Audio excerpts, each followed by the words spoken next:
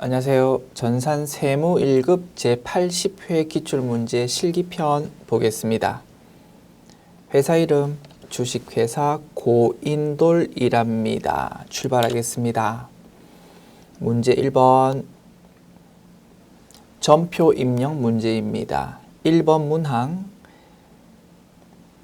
3월 21일 주주총회에서 주주들에게 2억 원의 현금 배당과 5천만 원의 주식 배당을 하기로 결의했다. 단 이익준비금은 현금 배당의 10%를 적립하기로 한다. 주주총회에서 이렇게 현금 배당, 주식 배당 합시다 라고 결의했다라는 겁니다. 그지요? 그러면 미처분 이익잉여금이라는 계정 과목을 차변에 기록하고 대변을 현금 배당하는 부분에 대해서는 미지급 배당금, 주식 배당하는 부분에 대해서는 미교부 주식 배당금 그런 계정 과목을 회계 처리하고 현금 배당 금액의 10%만큼 2천만 원은 이익 준비금으로 회계 처리하면 될 것입니다. 분석 끝났지요? 입력합니다. 일반 전표 입력 메뉴 열고요. 3월 21일 날 주주총회 열렸답니다. 자, 차변 미처분 이익잉여금으로 회계 처리해야 되는데 우리 K랩 프로그램에서는 그 프로그램 성격상 미처분 이익잉여금 계정 과목은 최종 재무제표에서만 사용하고 기중 회계 처리할 때는 어떤 계정 과목 쓴다고 했습니까? 2월 이익잉여금 계정 과목으로 입력한다고 했습니다. 자, 차변 2월 이익잉여금 계정 과목으로 회계 처리하고요. 금액은요. 2억 원, 5천만 원, 그리고 2천만 원 합한 2억 7천만 원으로 회계 처리할 것입니다.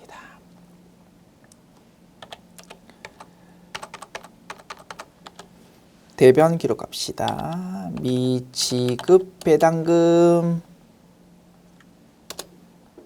얼마요? 2억 원.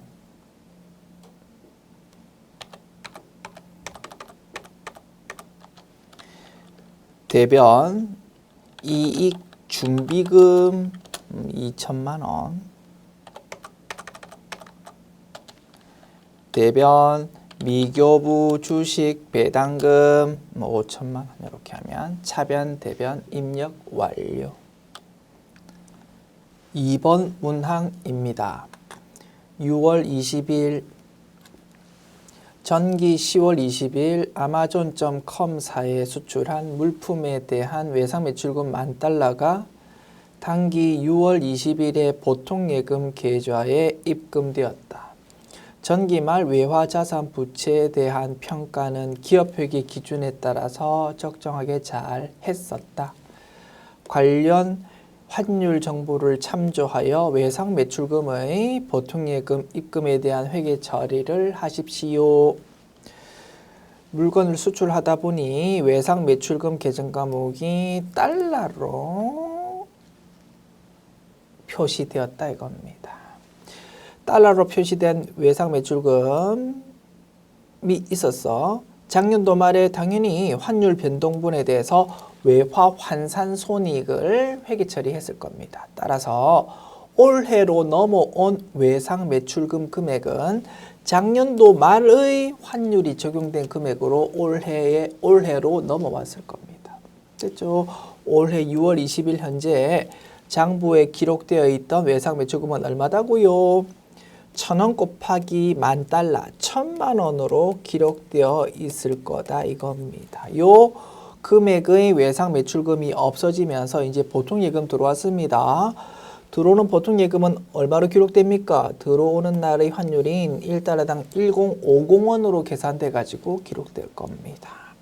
$10,000 곱하기 1050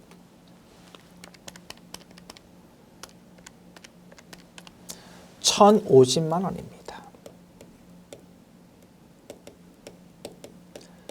1,000만 원으로 기록되어 있던 외상 매출금이 없어지면서 보통예금은 엄청 많이 들어왔다 그죠? 우리 회사 이익 본 거지 뭐 50만 원 이익 받고요. 요만큼을 외환 차익이라는 수익으로 회계 처리할 것입니다. 분석 끝났고요. 입력합니다. 6월 20일자 일반 전표 입력 메뉴에 입력하면 되겠네요. 6월 20일 대변 외상 매출금이라는 자산이 없어집니다. 거래처는 어디? amazon.com.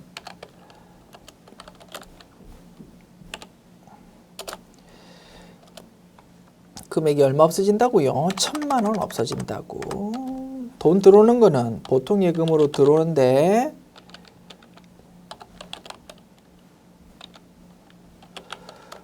보통 예금으로 들어오는데 1,050만 원이 들어온다고요. 그래서 대변의 외환 차익이라는 수익을 인식하면 될 것이다. 차변, 대변, 입력 완료. 3번 문항 봅시다.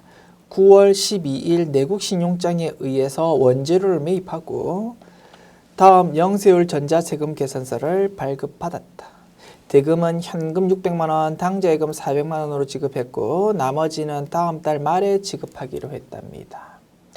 세금 계산서 받은 거니까 부가가치세 신고서에 반영이 되어야 되고 따라서 매입 매출 전표 입력 메뉴에 입력해야 될 겁니다. 부가세 유형은 뭡니까? 상대방으로부터 영세율 세금 계산서를 받은 거니까 매입이면서 영세 52번을 부가세 유형에 입력해야 될 거고요. 회계 처리는 원재료 산 거다 그지? 차변의 원재료, 대변의 현금, 대변의 당좌예금, 대변의 외상 매입금 그렇게 회계 처리하면 될 겁니다. 분석 끝났고요. 입력합시다. 입력하기 전에 잠깐 참고로 분석 하나 해볼게요. 자, 아래쪽에 보면 세금 계산서 아래쪽에 보면 돈을 어떻게 서로 주고받았는지가 나오는데요. 현금으로 600만 원, 수표로 400만 원, 외상으로 800만 원이라고 이렇게 나와 있습니다. 이렇게 분석할 수 있겠네. 우리 회사가 400만 원에 대해서는 당좌 수표를 발행해서 지급했나 봅니다. 당좌 수표를 발행하면 회계 처리 어떻게 합니까? 대변의 당좌 예금으로 회계 처리합니다. 됐죠? 그 내용을 문제에서 이렇게 제시해주고 이렇게 하단에 이렇게 기재했다 이겁니다. 그렇게 분석까지 참고로 해보았다. 됐습니다. 입력할게요. 매입 매출 전표 입력 메뉴 열고 9월 12일입니다. 자, 유형 52 영세고. 자, 품목 수량 단가가 제시되어 있다면 그 내용을 입력해 주기로 했다 그죠? 품목란에 원재료라고 되어 있으니까 입력해 주기로 합시다. 공급가액 1,800만 원. 자, 거래처는 어디입니까? 주식회사 영동상사입니다. 자, 전자예부 여고요. 영세율 전자세금 계산서라고 적혀 있잖아. 자, 분계는 차변 원재료 맞고 대변 현금 얼마요? 현금이 600만 원. 대변의 당좌 예금이 400만 원. 그리고 나머지는 외상 매입금이라고 회계 처리하면 될 것이다.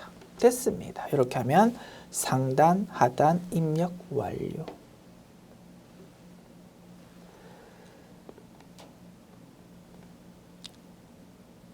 다음 문항 4번입니다. 4번 문항. 9월 30일 당사는 명절을 맞이해서 영업부 직원들에게 명절 선물 세트를 선물하려고 주식회사 현주 상사로부터 선물 세트를 1,000만 원 부가가치세 별도에 구매하고 법인카드인 국민카드로 결제했답니다. 우리가 신용카드로 결제하는 순간 뭐가 발급됩니까? 신용카드 매출전표가 발급돼 가지고 우리는 그거를 가져옵니다. 물건 사면서 신용카드 매출전표 받은 거고요. 거기 적혀 있는 부가가치세 매입세 공지 못 받을 이유 전혀 없습니다. 그죠? 따라서 이 내용 부가가치세 신고서에 반영이 되어야 될 거고 따라서 매입 매출전표 입력 메뉴에 입력하면 될 겁니다. 부가세 유형은요. 매입이면서 카과 57을 선택하면 되겠고요. 우리한테 신용카드 매출전표 발급해 준 사람은 누굽니까?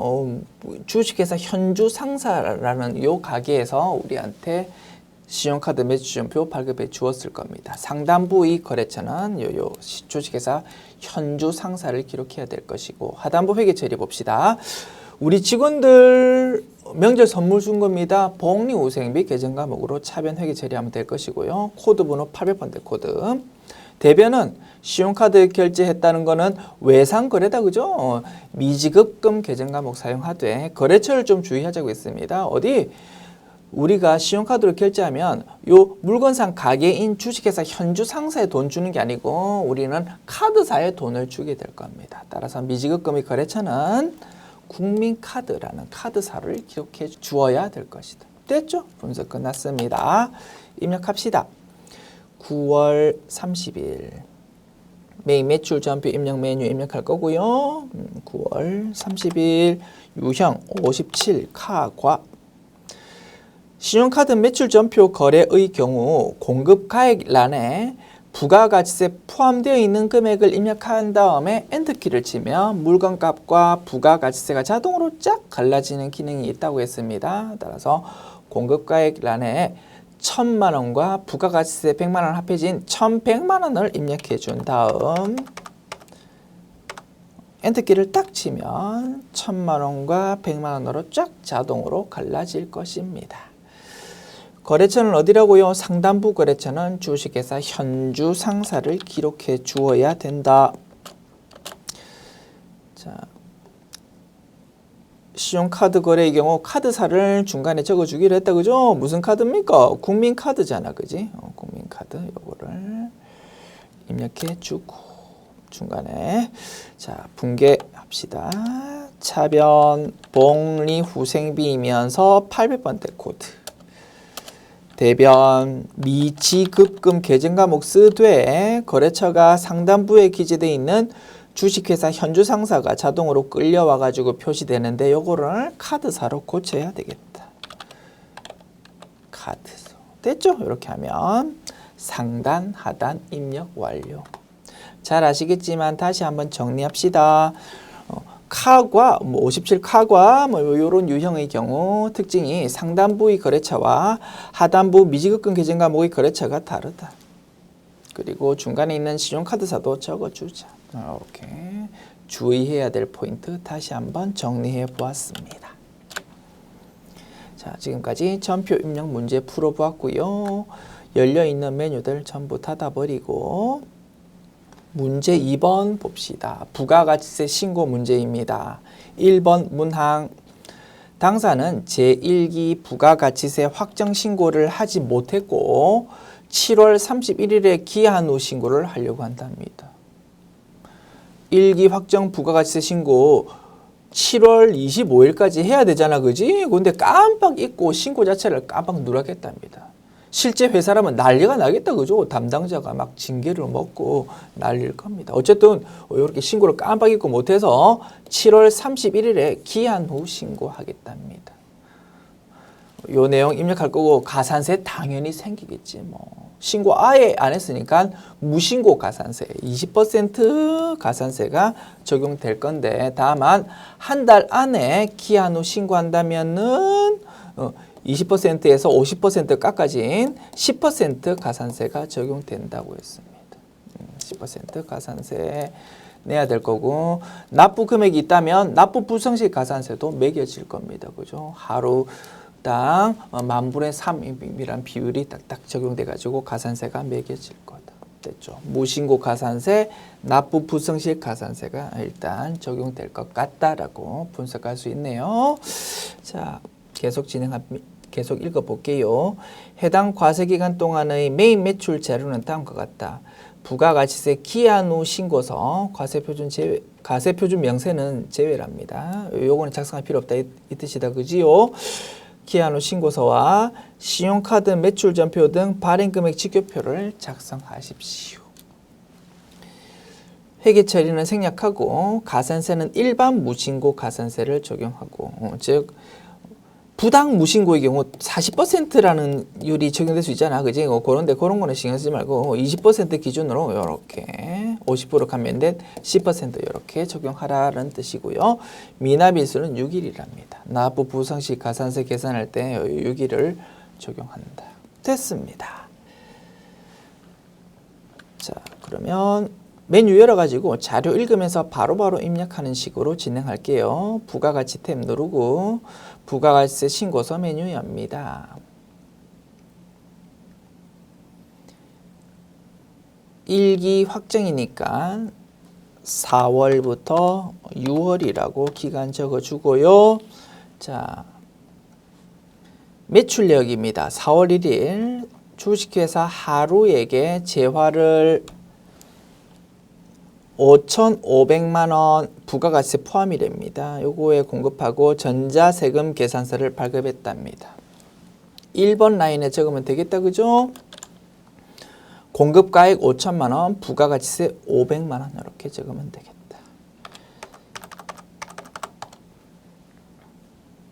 그 다음 5월 1일 홍길동에게 재화를 330만 원 부가가치세 포함에 공급하고 신용카드로 결제받았답니다.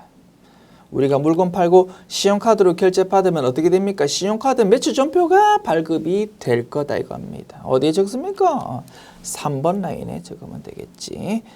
300만 원과 30만 원으로 기재하자. 300만 원과 30만 원으로. 그 다음 김정숙에게 재화를 55만 원 부가가치세 포함에 공급하고 현금 영수증을 발급했답니다. 이것도 3번 라인에 적습니다. 50만 원과 5만 원으로. 3번 라인의 공급가액란에 300만 원이 이미 입력되어 있으니까 300만 원을 350만 원으로 수정하면 되겠다. 그지요? 그리고 부가가치세는 당연히 35만 원이 될 것입니다. 자, 그 다음 매입 내역 적읍시다. 4월 1일 주식회사 내일로부터 원재료 3,300만 원 부가가치세 포함이랍니다. 요거를 공급받고 전자세금 계산서를 발급받았답니다. 요거는 세금 계산서 수치변이면서 일반 매입이니까 10번 라인에 적으면 되겠다. 그지요? 3천만 원과 300만 원으로.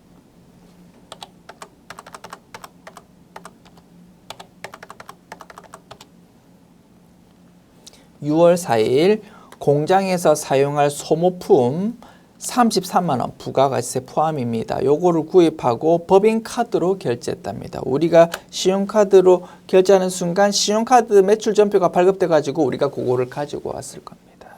신용카드 매출전표 수치분이다. 그지? 그러면서 여기 적혀있는 부가가치세 매입수공제 못 받을 이유 없으니까 당연히 부가가치세 신고서에 반영되어야 될 것이다. 어디에 반영되어야 됩니까? 그 밖의 공제 매입세액 14번 라인에 반영이 되어야 되고 그 상세 내용은 오른쪽에 적는다고 했습니다. 신용카드 매출전표 수령금액 합계표이면서 일반 매입에 해당할 거다 이겁니다. 40번 라인에 적어준다. 금액은 30만 원과 3만 원.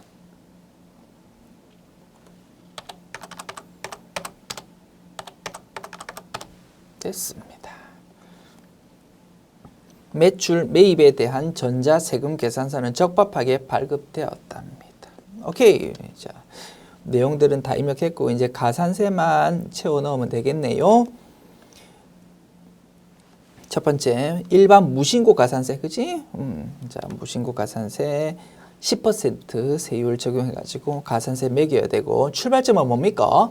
납부세액이었습니다. 납부세액은 여기 계산되어 있잖아요, 그지? 납부세액 2320000에서 출발해 가지고 곱하기 20% 원칙적으로는 46만 4천 원이 원칙적 가산세지만 여기서 50% 감면 적용되니까 결국 23만 2천 원이라는 금액이 될 거다 이겁니다. 적어줍니다. 출발점은 2320 000 그 다음에 232000. 자, 납부 부성실 출발점 2320000이고요. 하루에 10,000분의 3씩 가산세 매겨지는데 6일이다. 그지? 미납일수. 그러면 2320000 곱하기 하루에 10,000분의 3이고 6일이니까 2320000 곱하기 3 나누기 10,000 하면은 하루에 696원씩 따박따박 가산세 매겨지는데 6일이니까 4176이라고 가산세 계산됩니다.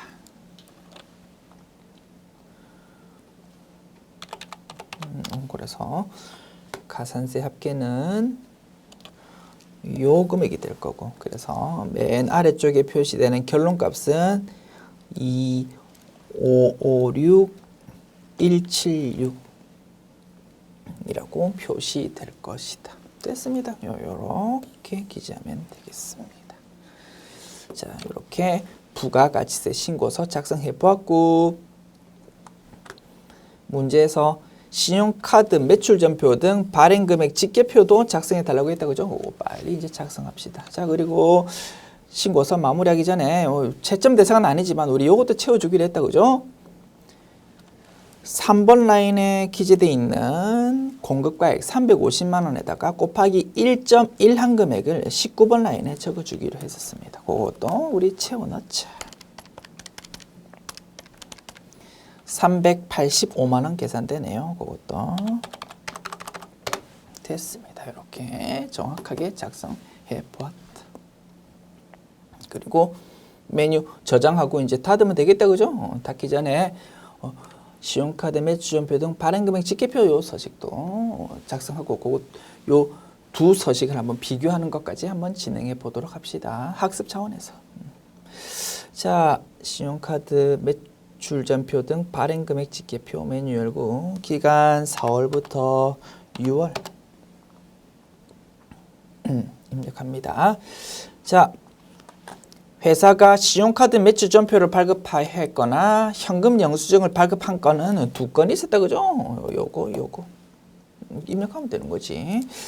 신용카드 매출전표를 발급한 거 요 금액입니다. 자, 우리가 보는 신용카드 매출전표 등 발행금액 집계표라는 서식은 공급가액과 부가가치세란이 따로 구분되어 있지 않다. 그죠? 그러다 보니까 금액을 기재할 때 뭘 할 수 없이 공급가액과 부가가치세가 합해진 공급 대가 금액을 기록할 수밖에 없다라고 했습니다.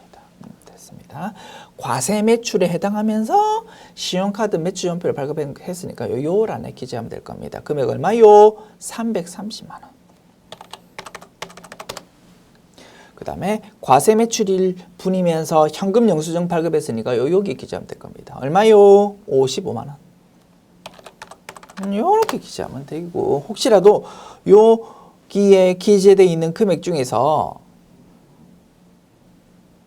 세금 계산서나 계산서도 발급되었다면 그 금액을 여기에 적는다고 했습니다. 자, 요 두 건에 대해서 세금 계산서는 발급된 거 하나도 없다. 그죠? 즉 신용카드 매출전표도 발급되고 세금 계산서도 발급되었다. 그러면 금액을 여기에도 적고 아래쪽에도 적고 뭐 이렇게 해야 된다라고 우리가 열심히 공부했다 이겁니다. 그런데 이 문제의 경우에는 요 두 건에 대해서 신용카드 매출전표도 발급되고 세금 계산서도 발급되었습니다라는 특별한 언급이 없으니까 그지 하단부는 채울 게 하나도 없더라 이겁니다. 요 두 금액만 채우면 요 서식은 작성 완료된 거다. 됐죠? 이렇게 해서 요 문항에 대한 해결은 모두 끝났고요. 다음 문항으로 넘어가면 됩니다. 참고로 학습 차원에서 요 부가가치 신고서와 신용카드 매출전표 등 발행금액 집계표라는 서식, 요 두 서식의 비교를 우리 한 번 더 복습해 봅시다. 어떻게 비교한다고 했습니까? 과세 매출분으로 요 두 건이 입력되었고, 그 합계금액이 여기 표시된다, 그죠?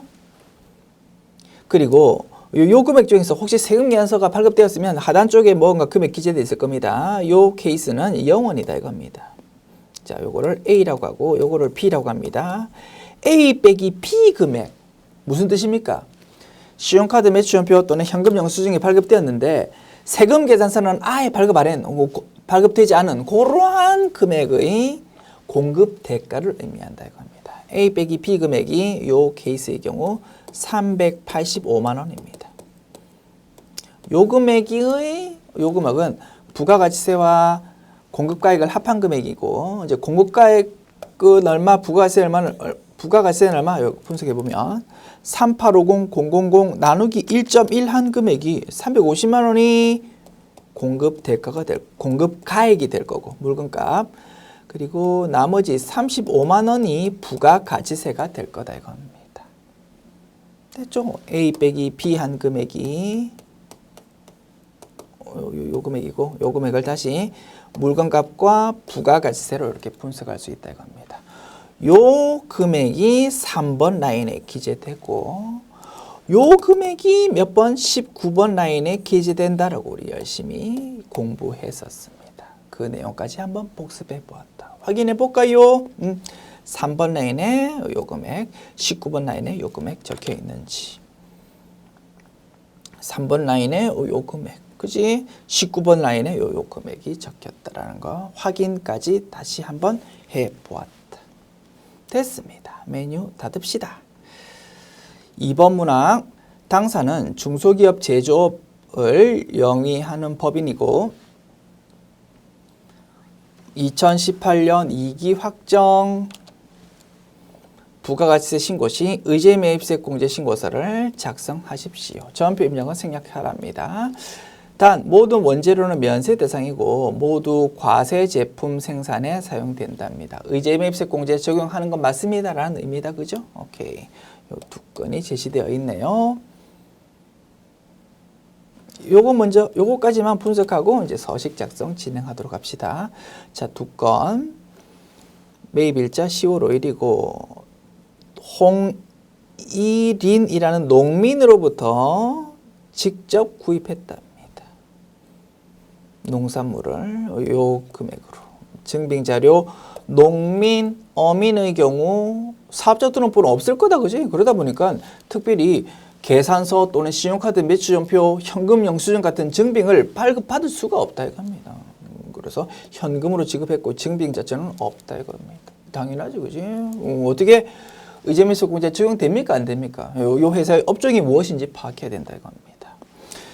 의제매입세 공제가 적용되는 대표적인 업종이 음식점업도 있었고 제조업도 있었습니다. 그죠? 식당, 통조림 만드는 회사, 뭐 이렇게 우리 실무에서 많이 등장하는 예를 들어줬다. 그죠? 지금 보는 회사의 업종은 뭐다고요? 제조업이다 이겁니다. 통조림 만드는 회사다고. 자, 의제매입세 공제율을 우리가 굳이 우리 숫자 같은 거 외우기 싫지만 부득이 이제 시험에서 이렇게 출제되니까 외우기를 했다. 그죠? 자, 음식점업과 제조업의 경우 의제매입세 공제율이 어떻게 되었었습니까? 음식점업의 경우 법인이라면 106분의 6이었습니다.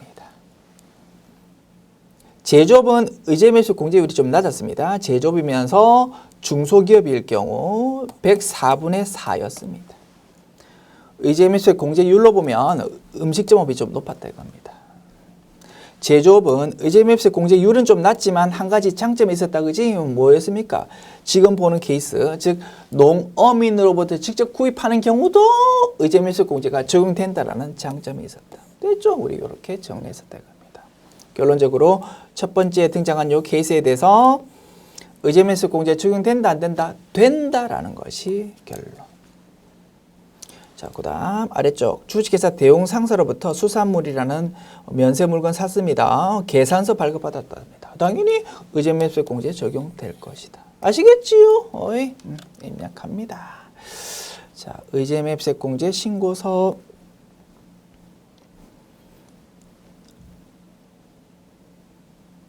열고요. 2기 확정입니다. 10월부터 12월 기간 입력합니다. 자, 먼저 홍일인 먼저 기록합시다. 홍일인. 자, 취득일이 10월 5일이다. 그지? 2018 10월 5일. 농어민으로 직접 구입한 거니까 그지? 3번 농어민 매입 기록하면 될 거고, 물품명은 농산물. 수량은 100, 매입가액은 10400,000. 율은 뭐였습니까? 율은 조금 낮았다, 그지? 음식점업보다 104분의 4였다. 요 됐습니다. 이렇게 이제 입력했고, 그 다음에 주식회사 대웅상사로부터 물건 샀습니다. 아이고, F2 버튼 검색창 띄우고요. 대웅상사 불러옵니다. 12월 9일이다, 그지요? 요거는 계산서 받았다, 그지요? 어이, 1번 계산서. 물품량은 수산물입니다. 수량은 45. 매입가액은 29400,000. 29400,000. 공제율은 104분의 4. 됐습니다. 이렇게 두 건 입력했고요. 그러면 하단부에 104분의 4 곱해가지고 금액 계산된 게 이렇게 자동으로 표시되고 그 금액의 합계 금액도 표시가 됩니다. 합계 금액 제가 낙서 때문에 지워버렸네. 자, 요 금액 됐죠? 자, 요거는 이제 의제매입세 공제 받으면 된다 이겁니다. 그런데 지금은 예정 신고 기간이 아니고 확정 신고 기간입니다. 할 수 없지 뭐. 한도 검증을 해 보아야 될 것입니다. 한도 검증하는 내용은 이제 하단부 쪽에 적으면 될 것이다. 됐죠? 자, 한도 검증. 자, 제2기 과세기간의 의제 매입과 관련된 제품 매출액은 예정 신고 기간에 1억 5천만 원, 확정 신고 기간에 1억 원이 발생했답니다. 매출액 자료다, 그죠? 자, 그 다음에 2기 예정 부가가치세 신고 때 의제매입세 적용되는 매입가액이 2,600만 원 있었고, 그 2,600만 원 구입해서 의제매입세 공제 받은 게 100만 원이었답니다. 2,600만 원과 100만 원 어떻게 분석할 수 있습니까? 2,600만 원 곱하기 뭡니까? 의제매입세 공제율 104분의 4였잖아, 그지? 104분의 4 곱하면 당연히 100만 원이 톡 튀어나오겠지 뭐. 자, 계산해 봅시다. 2,600만 원 곱하기 4 나누기 104 하면은 100만 원이 톡 계산돼서 튀어나옵니다. 이렇게 예정 신고 때 이미 의제매입세 공제 받아 묵었다, 이렇게 자료 나와 있다. 이제 타박타박 입력하면 되는 거지, 그지? 예정 신고 때 매출액 얼마였습니까? 1억 5천만 원. 확정 신고 때 1억 원. 됐습니다. 35% 자동으로 표시되어 있고요. 단기 매입액이 제일 중요한 입력란이라고 했다, 그죠? 자, 단기 매입액란에 이번 확정 신고 기간 10월부터 12월에 구입한 매입가액 합계액이 자동으로 끌려와 가지고 표시됩니다. 그런데 이것만 적는 게 아니다, 그지? 단기라고 하는 거는 이번 과세 기간이라고 하는 거는 3개월이 아니고 뭐 6개월이다 이겁니다. 그러니까 예정 신고 기간 때 구입한 매입가액이 있으면 요 금액에 합산해 가지고 금액을 채워야 된다. 됐지요? 어이. 그러면 예정 신고 때 2,600만 원어치 구입했고요. 이번에 요렇게 구입했으니까 요거 전부 합한 금액을 적어 주어야 될 것이다. 자, 10400,000,29400,000 합계한 금액은 이미 여기 표시되어 있다, 그죠? 여기서 뭐만 더하면 된다고요? 2,600만 원만 더하면 될 것이다. 398,000,000 플러스 2,600만 원 하면은 658,000,000이 계산됩니다. 되죠? 요게 핵심이라고 했다. B란이 핵심이다. 자, 그 다음에 예정 신고 때 의제매입세 공제 이미 받아 먹은 건 얼마였습니까? 100만 원이었습니다. 이렇게 금액 채우면 한도 검증해가지고 이번에 결론적으로 확정 신고 기간 때 의제매입세 공제 받을 수 있는 금액이 자동으로 계산돼서 딱 표시된다 이겁니다. 오케이, 이렇게 하면 요 서식 작성 완료. 메뉴 저장하고 닫으시면 되겠다. 참고로 이제 우리 학습 차원에서 한도 검증 계산 한번 요 결론값으로 나온 거 요거 한번 검증 한번 해보기로 합시다. 자, 한도까지 고려했을 때 확정 신고 기간 때 의제매입세 공제 받을 수 있는 금액은 이렇게 표시할 수 있었다, 그지? 미니멈 이렇게 기억 니은으로 표시할 수 있다. 한도가 있으니까 여기서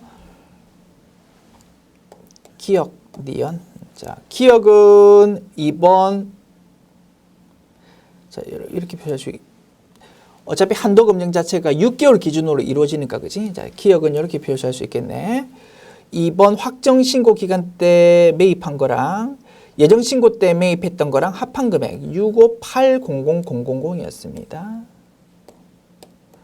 800,000 요만큼 매입했었다 이겁니다. 요거 곱하기 104분의 4 한 금액. 요거를 의제 매입세 공제 받고 싶다 이거지. 6개월 토탈로 봤을 때. 그치요?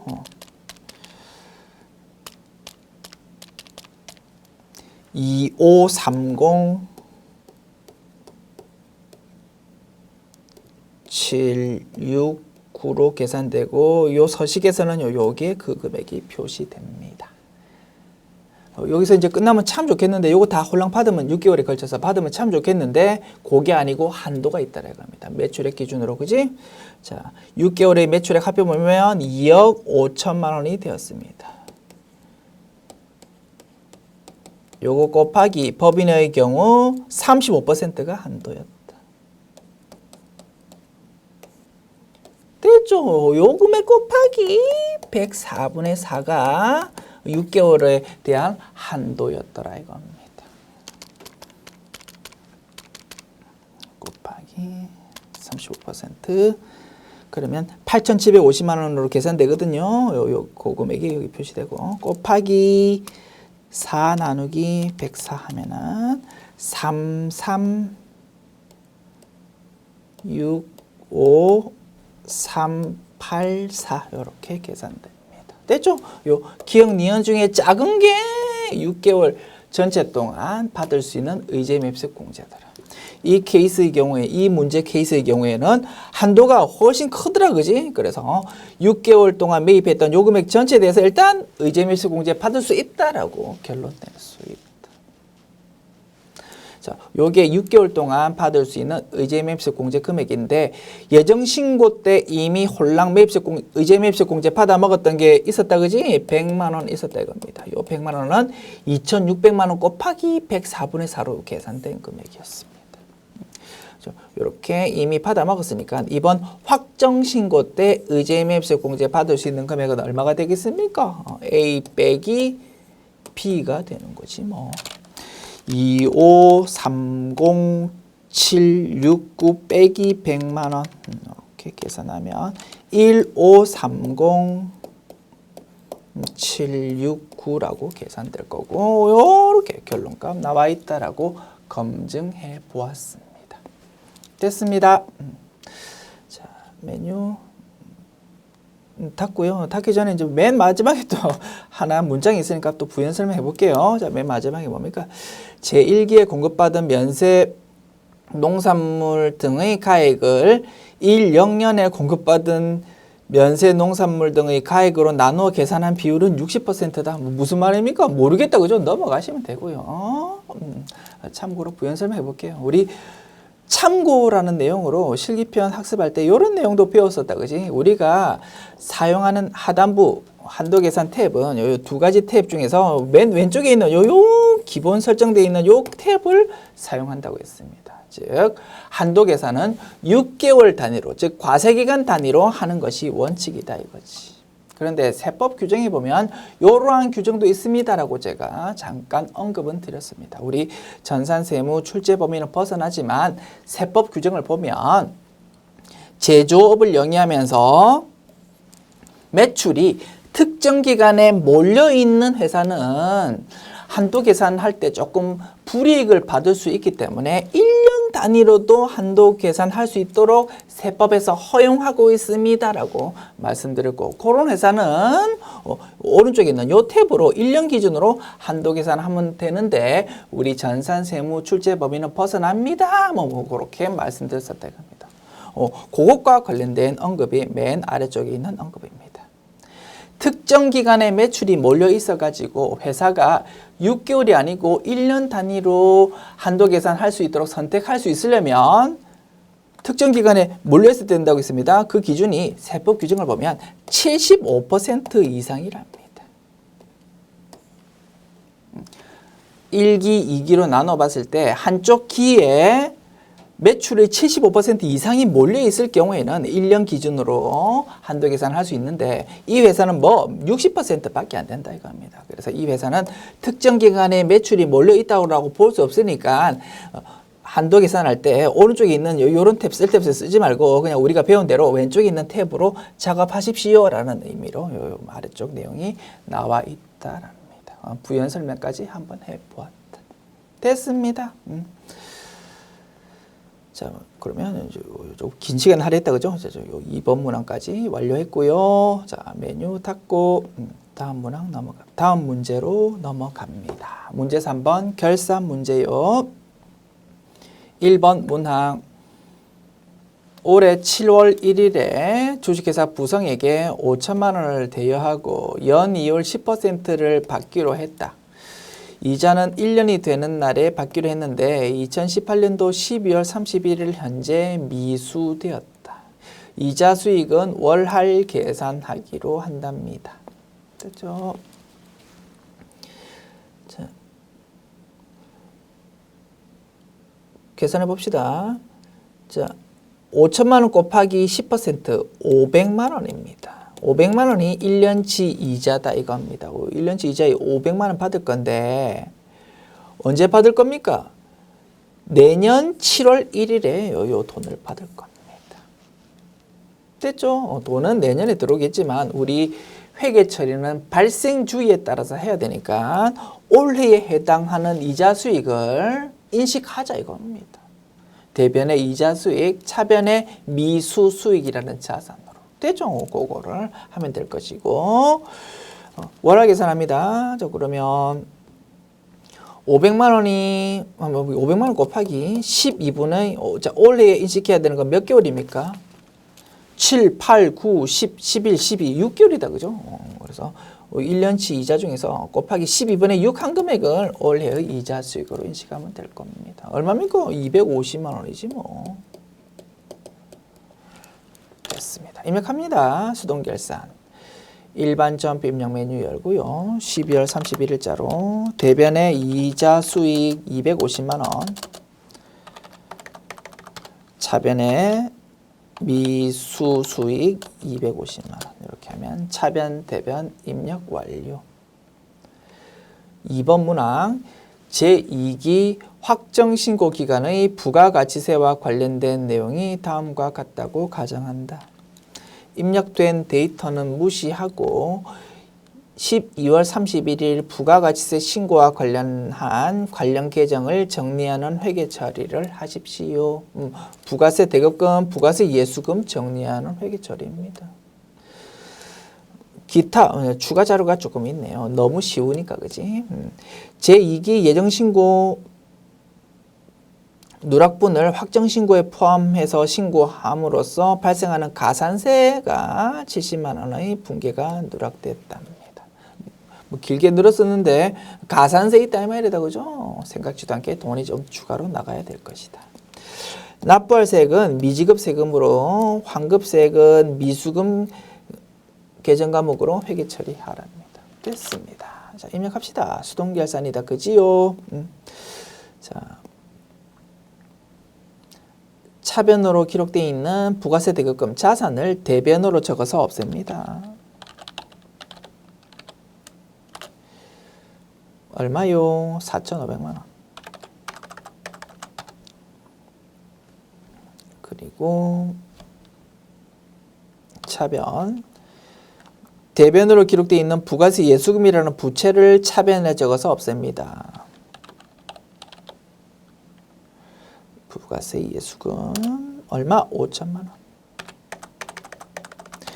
자, 부가세 예수금이 부가세 대급금보다 큰 상황이니까 얼마만큼? 500만 원 큰 상황이니까 요만큼 세금 납부해야 됩니다. 그래서 대변에 미지급 세금 500만 원 기록하고 싶습니다. 그런데 우리가 무언가를 잘못한 게 있어가지고 가산세 70만 원이 지금 돈이 추가로 나가야 될 거다, 그지? 그러면 요만큼을 미지급 세금이라는 부채를 증가시켜야 될 겁니다. 돈이 추가로 나가야 되니까, 그지? 그러면 요만큼 차변 쪽에 비용이 기록될 수밖에 없다, 그지? 세금 내야 되는 거니까 가산세 세금으로 볼 수 있으니까 세금과 공과 계정 과목으로 회계 처리하면 될 거다. 가산세에 대해서 이 부분이 생산과 관련됐다는 언급이 특별히 없으니까 뭐 코드 번호를 정해야 된다면 800번대 코드가 적당할 것입니다. 800번대 코드인 세금과 공과로 770만 원을 차변으로 회계 처리하자. 또는 뭐 이것도 정답으로 인정될 겁니다. 가산세 우리가 뭔가 잘못해가지고 지금 생돈 나가야 되는 것까지 기분 나쁘다 이겁니다. 그래서 잡손실이라는 비용으로 회계 처리하더라도 정답으로 인정된답니다. 됐습니다. 자, 입력할게요. 저는 세금과 공과 계정 과목으로 회계 처리하려고 그럽니다. 800번대 코드의 세금과 공과 얼마? 70만 원. 이렇게 하다 보니까 500만 원을 미지급 세금이라는 부채로 기록하려고 했는데 70만 원 늘어난 570만 원을 미지급 세금이라는 부채로 기록할 수밖에 없다. 됐지요? 이렇게 하면 차변, 대변, 입력 완료. 3번 문항. 다음 주어진 자료를 보고 결산 시 기계장치에 대한 감가상각비를 계상하십시오. 자, 취득원가 2억 원이고요. 기계장치 취득과 관련해서 국고보조금 1억 원을 수령했었답니다. 기계장치 사용 용도는 공장 제조 설비랍니다. 감가상각비 코드 번호는 500번대 코드 사용하면 되겠다. 그죠? 기계장치 취득일은 올해 7월 1일이랍니다. 상각 방법은 정액법, 내용연수 4년, 잔존가치 0원, 월할 계산한답니다. 됐죠? 감가상각비 문제인데 국고보조금을 받았던 케이스다. 자, 이런 편에서도 열심히 우리 공부했었다, 그죠? 자, 뭐 그래프로 뭐 이렇게 표시하면 조금 더 이해하기 편했습니다. 자, 2억 원이고요. 여기에 2억 원입니다. 동그라미 6개를 M으로 표시할게요. 2억 원짜리 기계장치 샀고요. 취득원가 2억 원짜리. 그런데 우리 회사 생돈으로 준 거는 얼마밖에 없습니까? 2억 원 중에서 1억 원만큼은 나라로부터 국고보조금 받아가지고 결제했으니까 우리 회사 생돈은 1억 원만 돈 들었다 이겁니다. 그래프로 나타내면 2억 원 중에서 1억 원만큼은 국고보조금입니다 라고 표시할 수 있다. 그래서 2억 원에서 1억 원 뺀 여기 1억 원만큼만 우리 회사의 생돈 들어간 부분이다. 그지요? 그 다음에 자, 시간이 흘러가면 흘러갈수록 4년에 걸쳐서 1, 2, 3, 4, 4년에 걸쳐서 그래프가 이렇게 기록될 겁니다. 취득원가는 처음 2억 원이 그대로 유지되지만 시간이 흐르면 흐를수록 감가상각 누계액이 이렇게 생길 거다 이겁니다. 됐죠? 그래서 4년 1, 2, 3, 4, 4년이 딱 지나면 장부금액은 0원이 되어버릴 거다 이겁니다. 자, 그 다음에 국고보조금 금액이 이렇게 처음에 1억 원 기록되어 있는데 이 국고보조금 금액도 내용연수에 걸쳐서 쭉 감소될 겁니다. 나중에 내용연수 지나고 나면 이 금액도 0원이 될 거다 이겁니다. 그래서 취득원가에서 국고보조금 뺀 장부금액을 이렇게 그림으로 표시할 수 있을 거다. 취득원가 빼기 국고보조금 빼기 감가상각 누계액 하는 그 금액을 장부가액이라고 할 때 그 장부가액은 요걸 이렇게 표시할 수 있을 거다 이겁니다. 처음 출발점은 얼마다고요? 1억 원이라고. 끝에는 0원이 돼야 된다, 그죠? 그러면 1년에 얼마씩 금액이 감소하면 되겠습니까? 1억 빼기 4지 뭐 2,500만 원씩 따박따박 금액이 작아지구나 라고 볼 수 있겠다. 1년이 지나면 7,500만 원, 2년이 지나면 5천만 원, 3년이 지나면 2,500만 원. 아시겠죠? 별거 아니었다 이겁니다.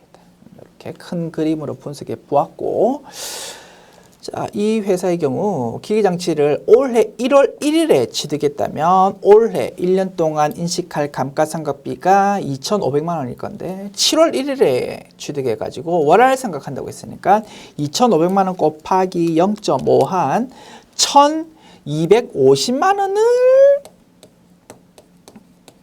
감가상각비로 인식해야 될 것이다. 됐죠? 일단 큰 결론값은 내렸고요. 이제 회계 처리 조금 상세하게 정리하기로 합시다. 자, 좀 글자를 좀 작게 쓸까요? 자, 차변, 대변. 자, 일단 감가상각비, 감가상각 누계액 이렇게 회계 처리해야 될 겁니다. 요 금액은 처음 상단부는 총 취득 원가인 2억 원 가지고 계산한다고 했습니다. 2억 나누기 4 하면은 1년에 5천만 원인데 월할 생각 6개월이니까 곱하기 0.5 해가지고 2,500만 원으로 회계 처리하죠.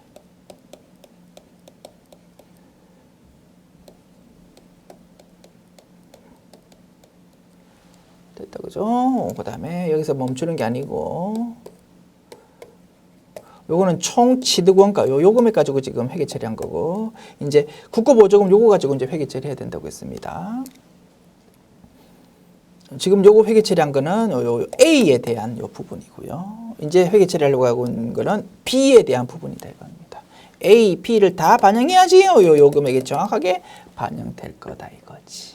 자, 국고보조금이라는 취득 원가의 차감 계정 과목이 있는데요. 요게 이제 처음에 출발점은 1억 원이었지만 시간이 흐르면 흐를수록 작아지게 될 거다 이거지. 유형자산의 차감 항목이니까 나의 위치는 대변이다라고 표시할 수 있을 겁니다. 대변에 있던 금액이 작아지니까 차변으로 기록되는 거지. 국고보조금 얼마만큼? 1억 원 나누기 4 2,500만 원이 1년치 작아지는 금액인데 6개월 치니까 1,250만 원으로 표시할 수 있을 거다. 요만큼 국고보조금이 작아진다 이겁니다.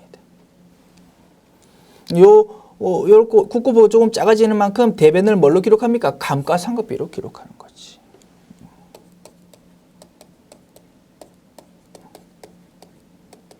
요렇게 이제 4개 라인으로 분석할 수 있는 거다. 요 4개 라인을 통해서 회사가 인식하는 감가상각비라는 비용 금액은 얼마입니까? 처음에 비용을 2,500만 원 인식하는 것처럼 보였으나 대변의 감가상각비가 다시 1,250만 원 기록되다 보니까 2,500만 원 빼기 1,250만 원 하면은 당연히 1,250만 원 우리가 분석했던 금액이 톡 튀어나온다 이겁니다.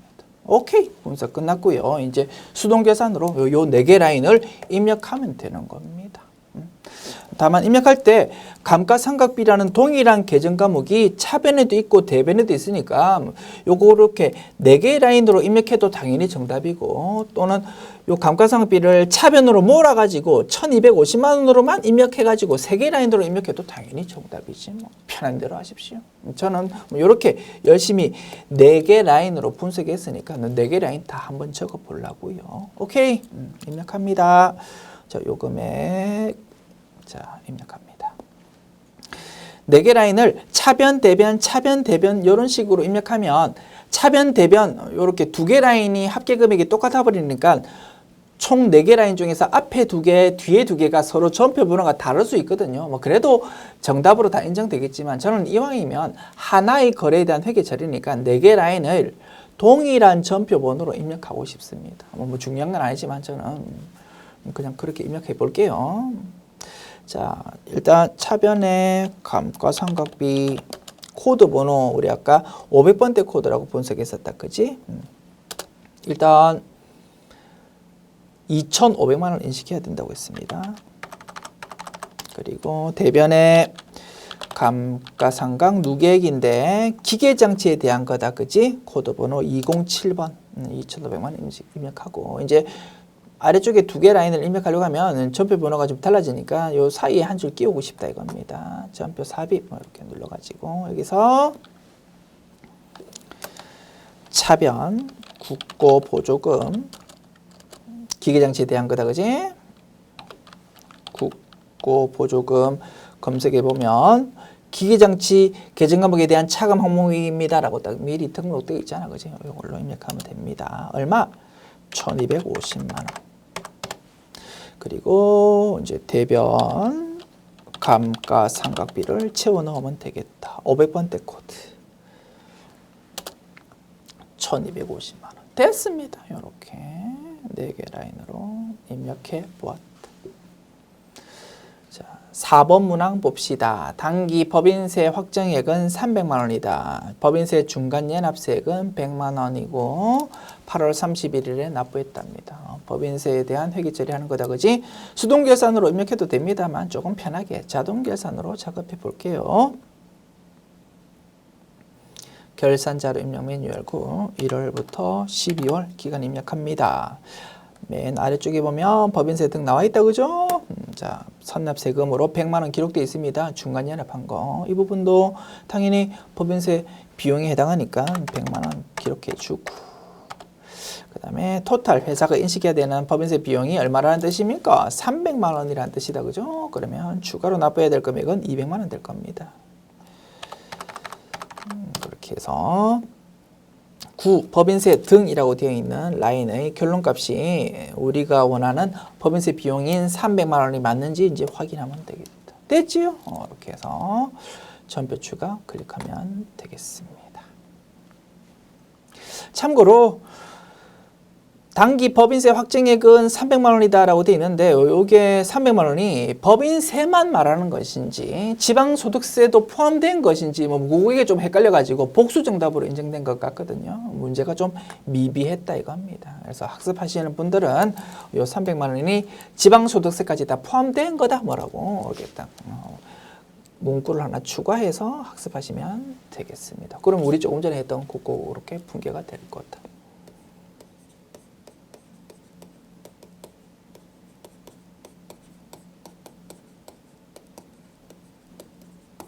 됐습니까? 자, 문제 4번 원천징수 문제 봅시다. 1번 문항. 자, 그러면 열려있는 메뉴 정신사 나오니까 전부 닫아버립시다. 자, 원천징수 문제 봅니다. 1번 문항. 다음 자료를 이용해서 사무직 계속 근로자인 김주영 사원코드 101 입사일 2015년 1월 1일 총급여 4,800만 원 요 사람의 세부담 최소화를 위한 사원등록 메뉴의 부양가족 명세 탭 작업하고 연말정산 추가 자료 입력 메뉴의 연말정산 입력 탭을 입력하랍니다. 기본공제 대상자가 아닌 경우에는 기본공제 항목에 부라고 입력하십시오. 됐지요? 두 가지 작업하는 겁니다.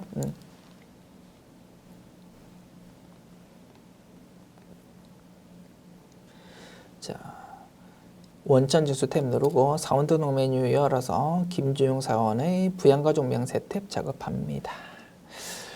자, 김주영 사원 남성이고요.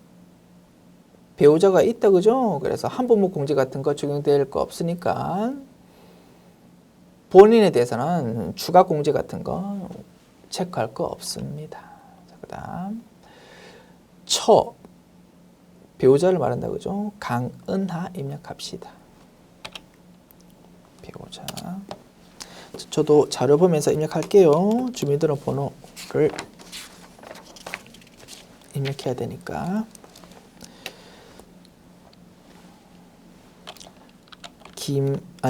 강은하.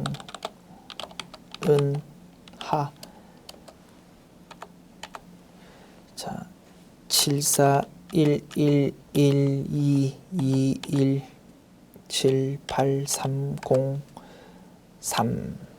자,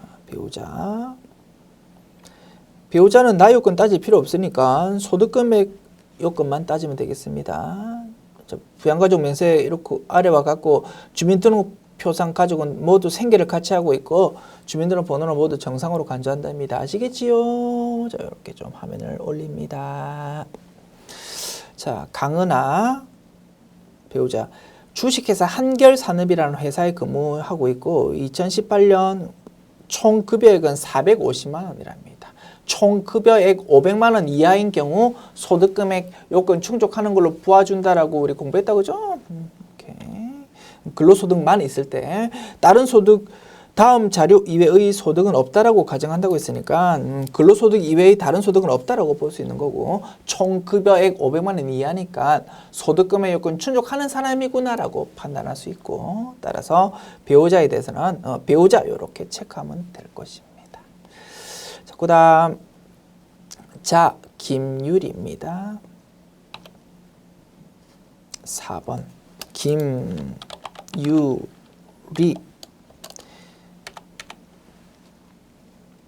03-1021-4105-120 자 15세고요.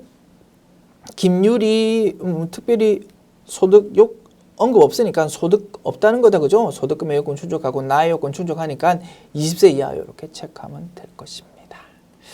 그 다음에 부 김정근입니다. 1번 김정근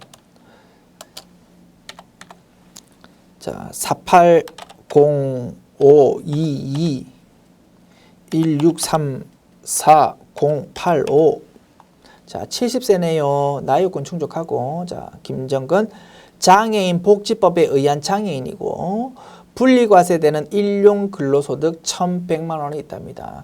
이런 근로소득은 전부 분리과세된다 그지? 따라서 소득금의 요건 따질 때는 고려할 필요 없다 이겁니다. 종합과세되는 소득이랑 퇴직소득이랑 양도소득의 소득금액을 합산해가지고 고려하는 거다고 했다. 따라서 김정근의 경우 나요건 충족하고 소득금의 요건 충족하니까 기본공제 대상자가 될 것이고 60세 이상 체크하고 장애인이라고 했으니까 장애인 복지법에 의한 그지? 여기도 1번이라고 체크하면 될 것이다. 그리고 기본공제란을 장애인이라고 체크해도 당연히 정답 인정될 것이다. 됐습니다. 자 이렇게 체크했고 자 그다음 모정숙희입니다.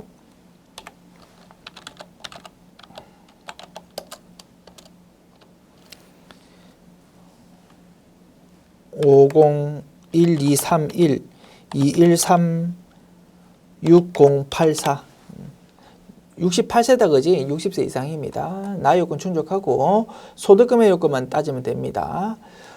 상가 부동산 임대와 관련한 소득금액 600만 원 있다. 아이고 사업소득에 해당하는 소득금액이 600만 원 있답니다. 어이구 종합과세되는 소득금액이 100만 원 넘어버리니까 그지? 소득금의 요건 충족 못한다 이겁니다. 그러면 정숙희 경우 기본공제 대상자 안 되니까 부라고 체크해야 될 것이다. 됐습니다. 그래서 이렇게 하면 부양가족 명세 탭에 대한 작업은 끝난 거고요. 이렇게 입력이 될 것이다. 아시겠지요?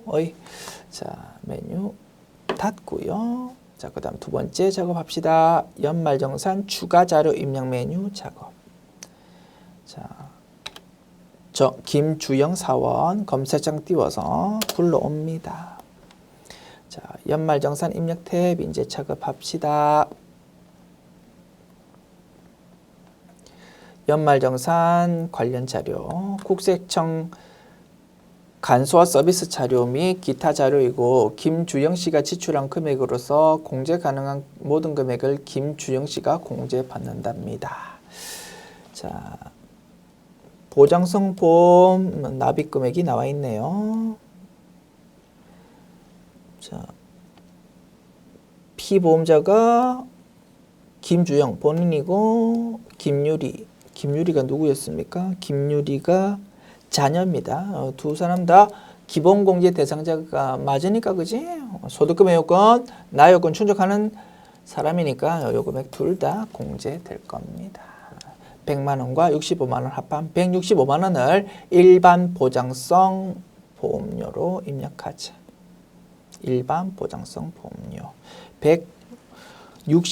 자, 그새 까먹었네. 165만 원. 됐습니다. 그 다음에 의료비 정수키 이럴 줄 알았습니다. 뻔할 뻔하지 뭐 나오는 거 그지? 자, 의료비의 경우는 나요건, 소득금의 요건 따지지 않으니까 정수키 기본공제 대상자가 아니지만 어머니 뭐다 그지? 어머니에 대해서 의료비 공제된다 이겁니다. 자, 공제되는 지출액을 입력할 때 일반 의료비인지 경로자 의료비인지 구분해야 된다 그지? 나이 따져봅시다. 사원 등록 메뉴에 입력한 내용은 연말정산 추가자료 입력 메뉴의 부양가족 소득공제 탭으로 그대로 자동으로 끌려온다고 했습니다. 자, 정숙희 어머니의 경우 68세였습니다. 소득금의 요건 때문에 비록 기본공제 대상자 아니지만 의료비 지출됐다면 공제된다 이겁니다. 자, 일반 의료비인지 경로자 의료비인지 판단해야 됩니다. 추가 공제에 있는 경로 우대 공제 그거 따질 때는 나이가 70세 기준이었지만 의료비에 대해서 경로자에 대한 의료비인지 따질 때는 몇 살이라고 했습니까? 65세라고 했습니다. 따라서 68세이니까 경로자에 대한 의료비로 입력해야 된다 이겁니다. 됐죠? 묻는 것 빤하다고 포인트가. 의료비 공제되고 경로자에 대한 의료비로 입력해야 된다. 됐습니다. 자, 의료비 중에서 뭐다고? 경로자에 대한 의료비라고. 자, 금액 얼마입니까? 5540000.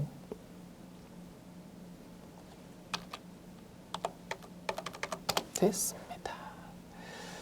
확인 버튼 눌렀고 그 다음에 교육비입니다. 김유리 중학교에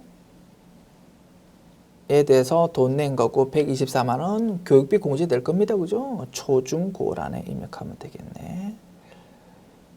교육비 초중고 이쪽에 얼마요?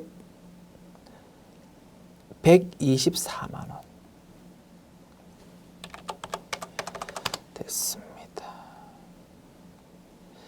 그 다음 김유리에 대해서 교복도 구입했네요. 이게 좀 중요하겠네. 교복은 한도가 있었다 그지? 인별 중고등학생의 경우 인별 50만 원이 한도였습니다. 60만 원짜리 교복 샀네요. 60만 원짜리 샀다 하더라도 50만 원만 공제될 겁니다. 됐죠? 50만 원만 입력해야 되고 주의해야 될 포인트. 교육비 공제의 경우 인별로 한도가 있었다 그지? 그러다 보니까 입력할 때 인별로 입력해야 된다고 했습니다. 따라서 김유리에 대해서 124만 원 학교 공납금 냈고 50만 원에 대해서 추가로 교육비 공제받을 수 있지만 입력할 때는 1번, 2번으로 따로따로 입력하면 된다, 안 된다, 안 된다고. 인별로 한도 계산하니까 한 사람에 대한 거잖아. 그죠? 김유리라는 자녀 한 사람에 대한 교육비니까 124만 원과 50만 원 합한 174만 원을 한 라인으로 입력해야 될 것입니다. 그것도 중요하겠네. 됐죠? 1740000. 두 라인으로 입력하면 아마 감점될 겁니다. 됐습니다. 자, 이렇게 교육비 입력했고 좋은 문제라고 생각됩니다. 또 출제될 수 있을 것 같다. 중요한 포인트다. 동일인에 대한 거. 그러면 교복비에 대해서 50만 원 한도도 알아야 되고 인별로 입력해야 된다는 것도 알아야 되니까 이런 거 중요한 포인트라고 생각됩니다. 자, 진행합시다. 기부금입니다. 정숙희 어머니다 그지? 어머니가 기부금 냈네요. 자, 기부금의 경우 나의 요건은 따지지 않는데 소득금의 요건은 따진다고 했습니다. 어머니의 경우 소득금의 요건 준용 못한다 그지? 따라서 열심히 기부금 냈지만 요거는 공제된다 안 된다? 안 된다가 결론입니다. 잘 아시겠죠? 그런 내용이 출제된 거다. 뭐 어렵진 않지만 요것도 별표 칩시다. 안 된다가 결론이다.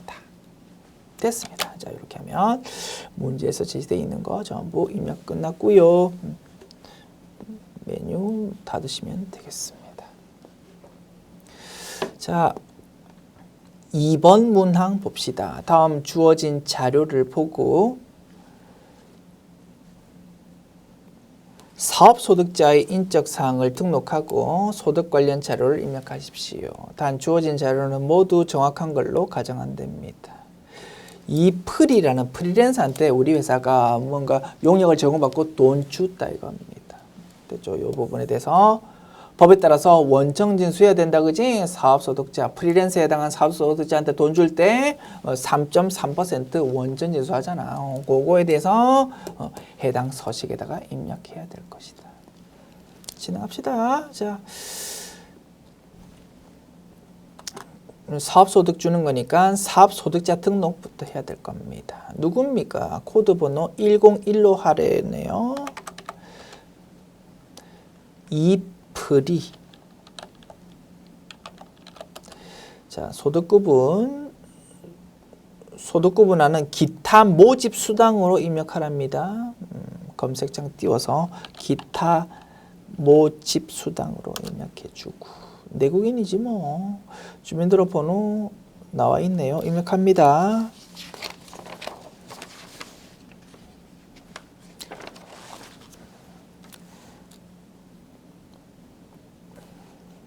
(7901011234567) 그 다음에 묶어주자고. 내국인 여부 내국인 됐죠? 이렇게 하면 아래쪽에서는 입력할 게 없습니다. 됐습니다. 이렇게 하면 사업소득자 등록은 입력 완료. 됐습니다. 그 다음에 사업소득 자료 입력, 이제 메뉴 열어서 금액 입력하면 되겠다, 그죠? 지급은 언제 했습니까? 7월 5일에 했습니다. 자, 부서 코드는 넘어가고 코드란에 커서 위치시켜서 검색창 띄워서 이 프리 불러옵니다. 자, 그 다음에 기속연월. 지급을 7월 달에 했고요. 소득 기속일자와 영수일 동일하답니다. 기속연월 7월로 입력하면 되겠네요. 2018 7월. 지급액은 500만 원입니다. 이렇게 입력하면 3% 소득세, 그 금액의 10%만큼 지방소득세 원천 진수합니다라고 표시되고요. 따라서 차인지급액 4835000으로 딱 계산되어서 나타날 거다. 됐습니다. 이렇게 하면 요 서식도 작성 완료. 자, 메뉴 닫고 됐습니다. 지금까지 제8